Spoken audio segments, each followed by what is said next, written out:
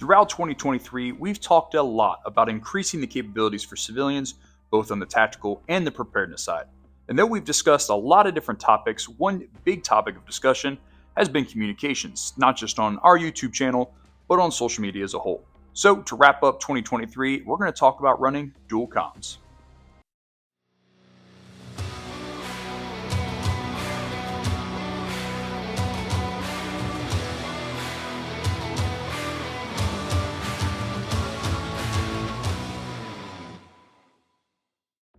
As we've said in our previous videos, communications is key for success, whether that be your bug out plan during SHTF or that be some sort of community defense or natural disaster response from our organized civilian groups.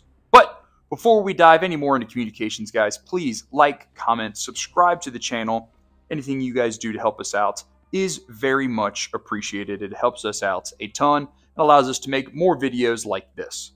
So, who, what, and why would we want to run dual comms? Let's start with the who. Commonly, you'll see dual comms run by your radio operators or your systems operators, mainly because their dedicated job is technology or radios more specifically. But we may also see that from our more mid-tier level leadership, such as a platoon leader. And the reason we're trying to do this is because we're trying to receive and transmit on more frequencies and increase our communications capabilities. In the more conventional aspect of this, you may see a radio operator carrying 2 radios because he's trying to communicate with the ground forces he's working with on one frequency or one band, and then he may be carrying a second radio to communicate with some sort of aviation unit on a completely different frequency band. And he may have 2 portables, he may have some sort of man pack, and then another single portable, whatever it might be. Regardless, we're trying to increase our communications capabilities.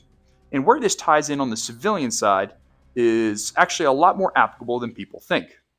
Since things are not standardized and always planned out as well on the civilian side, you need room to improvise a lot. And everybody can't do that. There is a place for subject matter experts specifically in communications. For example, let's say your civilian preparedness group or your civilian defense group runs VHF portables as your guys' standard. However, you guys work with a group the couple counties over to you that also runs portables, but maybe they run UHF instead of VHF. Or perhaps you're running P25 and they're running DMR. Whatever it might be, you might be having to work through different frequency bands, different modes of communication, whatever it might be, you've got some things to work with through there. Or perhaps you are trying to work with first responders in your area. Obviously, first responders are going to have a completely different frequency band that's normally already standardized to them that you're not normally going to be on. They may give you a radio. You may have a good enough relationship to where you have their frequencies because you've worked with them in the past, whatever it might be.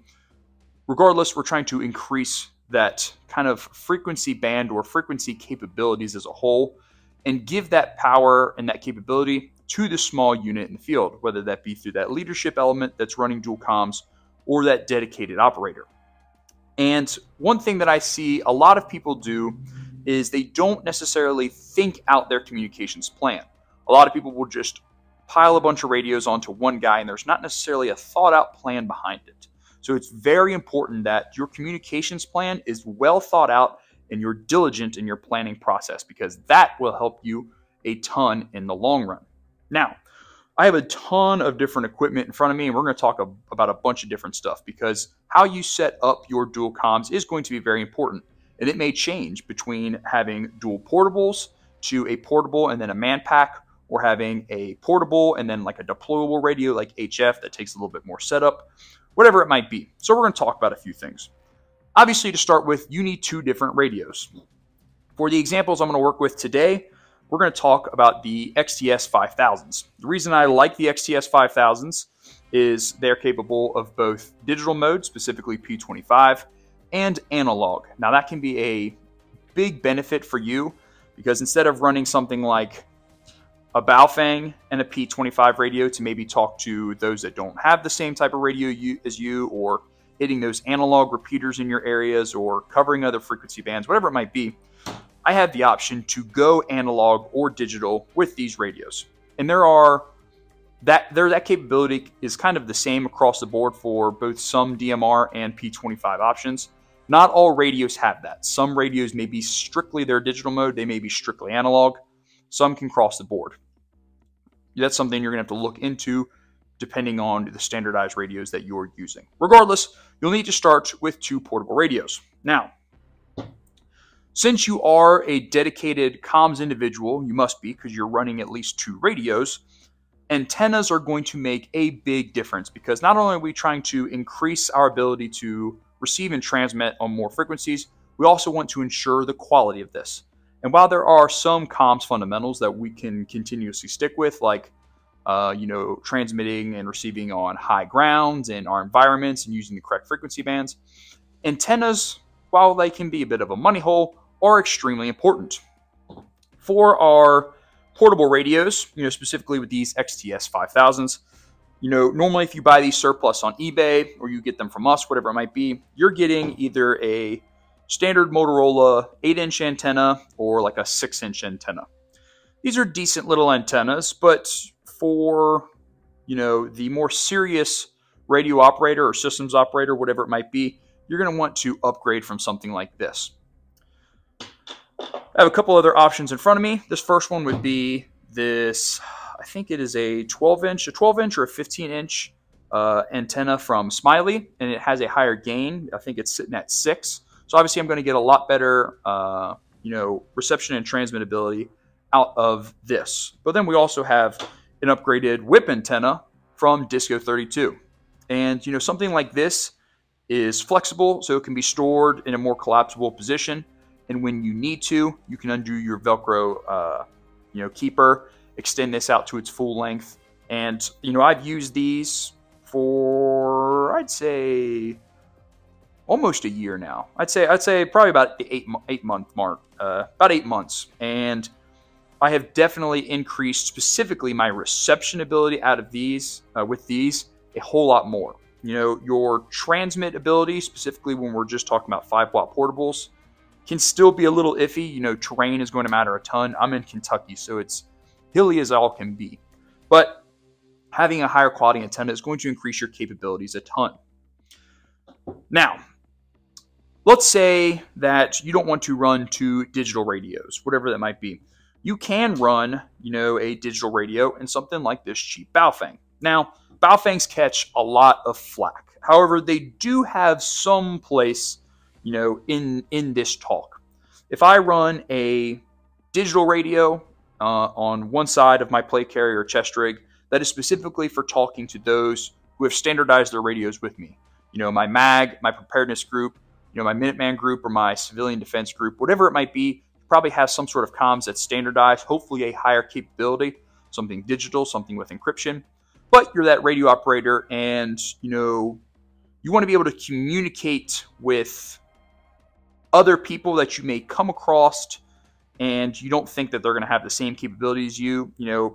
Basic analog radios are really common, specifically these Baofengs amongst the prepper community. So, this isn't a bad thing to have. Plus, a lot of people, store these as handouts. So now I can keep my digital radio in digital mode when it's stored on my gear.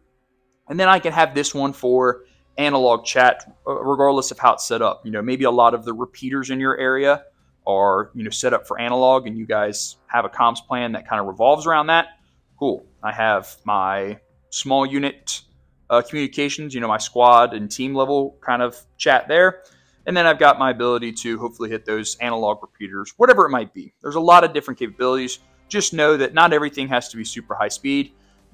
Having just an analog Baofeng, has its place.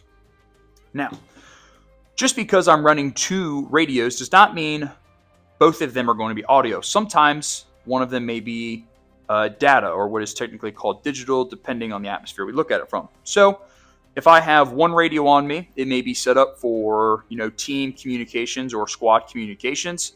And then my second radio with my upgrade antenna may be set up with, some sort of DigiRig cabling and some sort of software to set up what is essentially TAC chat. And in that case, you'll probably carry a ToughPad or a Tough book in the field with you.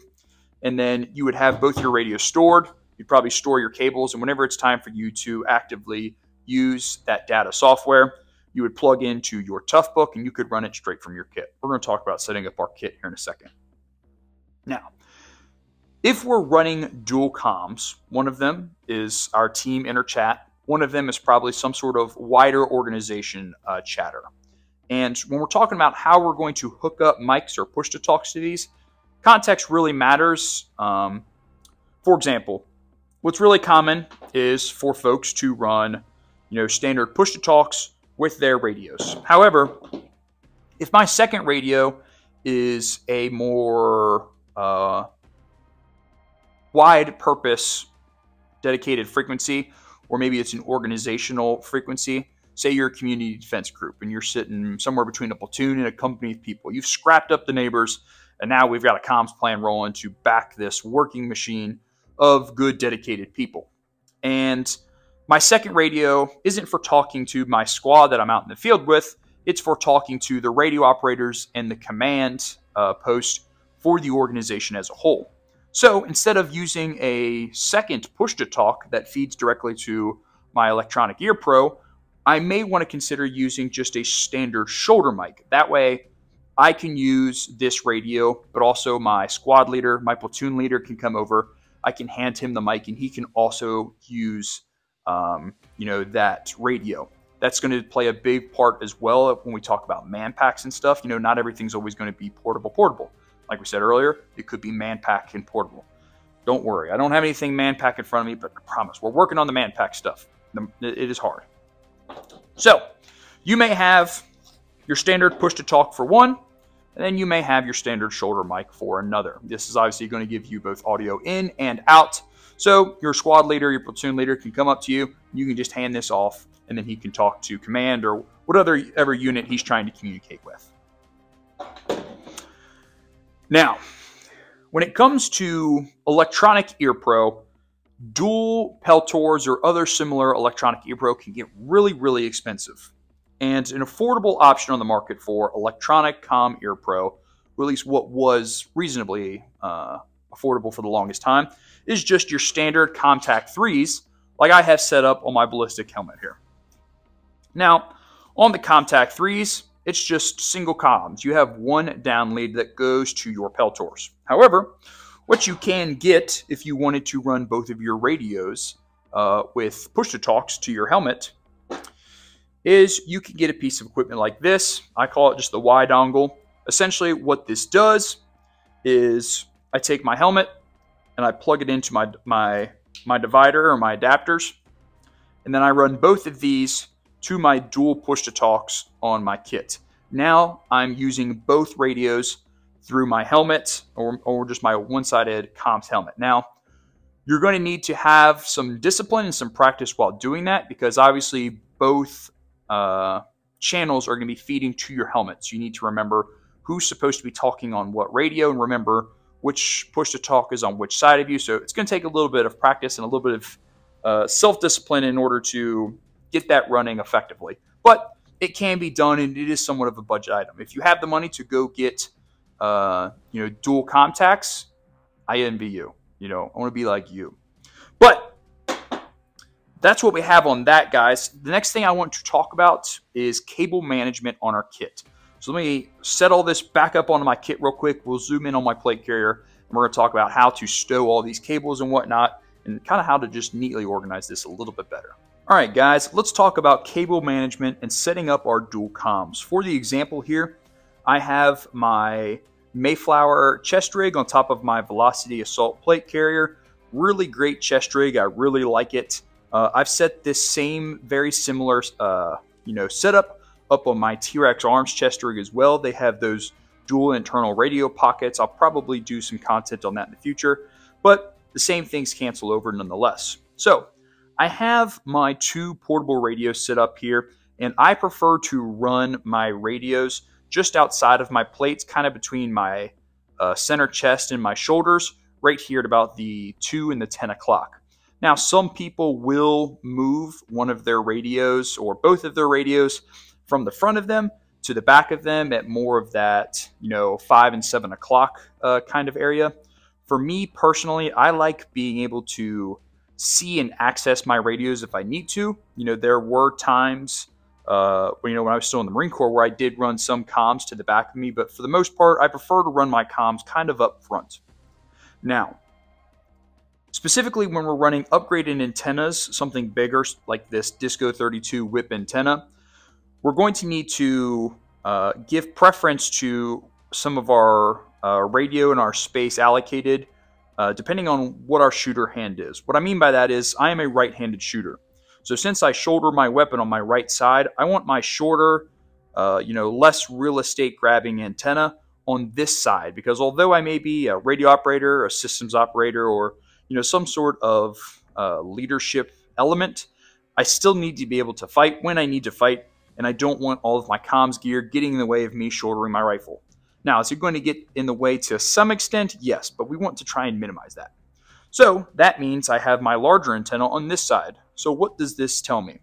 This tells me that my more internal, comms radio with the shorter antenna is going to be on my right side. If I'm a squad leader, if I'm a platoon leader, I'm just trying to talk to my guys, this is the radio that I'm using. If I'm talking to more on the organizational frequency, trying to talk to other squads, other platoons, talk to headquarters, whatever it might be, then my larger, more high-quality antenna is going to be on my left side. Now, please excuse that noise. For me, I'm running dual push-to-talks here, run with my adapter here, my push-to-talk adapter. And all I did was up here towards the top of my plate carrier in these MOLLE spaces, I added these little bungee cords that have these little retention clips on it, and I hooked my bungee cord through the MOLLE and then connected my push-to-talk to it, and then I just pull out the slack. I would do the same thing on my chest rig, on my harness straps. The principle carries over nonetheless, and it works really, really well. And then I added a piece of little Velcro stripping to the center of my plate carrier for my wires to kind of get out of my face and feed back into the center of my chest. Now, the down cable for my push-to-talk on my Peltors comes off the left side of my helmet. So I have run my dual push-to-talk adapter over here to my left side, and I have also once again added a piece of Velcro kind of patch stripping over here. And then normally once I plug it in, it kind of sits right here in the center, and this plugs in here, and then I'm good to go. Now you'll notice over here on the left side as well, I have my Disco 32 whip antenna also secured with a piece of Velcro. I do not have the whole blade Velcro down. I just have the base of the whip antenna Velcro. That way, if I need to deploy my antenna, I can undo the antenna retention tab here, and it will deploy correctly, but it will still stay tight to my shoulder pad. I don't want this Disco 32 antenna just kind of up and flapping around and kind of getting in the way of stuff. I want to keep it kind of tied to my shoulder strap or my shoulder pad here. So I added this kind of Velcro stripping right here to help kind of manage the antenna. Normally, once you put this on, you'll realize that this is not in the correct spot that you want it, and you'll need to play around with it a little bit. That happens almost every single time, but it has a really nice flexible base, so we're able to make those adjustments. Regardless, guys, I have a very well-kept kit here. None of my cables are hanging off of my kit. The excess to my push-to-talk is fed back down into my radio pouches, whatever that might be. As a last note to this, guys, if I'm going to run dual comms, specifically, in a fixed configuration like a chest rig with pouches already on it, you're going to give something to gain something. It's that old room clearing saying. You're going to give something to gain something. For example, normally I just run one radio right here on my left side, and then over here in this pouch, I normally run a smoke grenade from IWA International. However, I'm giving up my smoke grenade to gain my second radio. I still have 4 mags up front. I have a spare tourniquet. I normally have my dangler right here. I took it off so it sits flat on the table. But I have my full trauma IFAK with another tourniquet right here. I have a pistol mag and a Leatherman, just always a good thing to have. I have a banger right here, and then I have my compass, a Cliff Bar, and a few other little things in this pouch right here. Normally, over here with my smoke grenade, I have a spare radio battery shoved into this pouch. But like I said, give something to gain something. Obviously, you're using a lot of radios here, and you're probably going to be transmitting more often than a normal person. So you're going to need to have battery backup plans. These front pouches for me here, unfortunately, aren't tall enough for me to store batteries. But if I were to put my T-Rex Arms chest rig over here, I have their admin pouch on here, and it's more than big enough to store, 2 or 3 portable batteries. So whatever it might be, guys, think out your kit. Think about why you're setting it up. Put it on, interact with it, and make sure that it's actually going to, do what it needs to do for you, and it doesn't just look cool for the gram. That's all I've got, guys, for running dual comms. A few closing notes. One, comms can be really expensive, and I must emphasize, just like a lot of other people do not go into a ton of debt to build out some really fancy kit that you probably don't even need, to begin with. However, if you have the funds and you have a purpose, I very much encourage you to do so, but make sure you do your research first. Make sure you buy quality gear, and make sure you're thinking out your comms plan ahead of time. Which brings me to note number 2, which is have a plan. Sit down with those in your organization, in your group, those around you, and talk about your comms plan and how you can continue to increase those capabilities. As always, guys, train hard, train often.